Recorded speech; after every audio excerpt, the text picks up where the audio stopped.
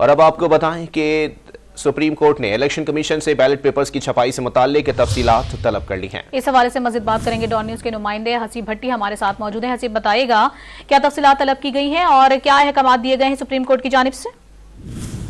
देखिए, 91-72 से आजाद उम्मीदवार है सनाउल्लाह मस्ती खेल, उनकी जो अपील थी इसके इलेक्शन ट्रिब्यूनल के फैसले के खिलाफ जो मुस्तरद कर दिए थे उन्हें, उनकी अपील के खिलाफ ये आए थे।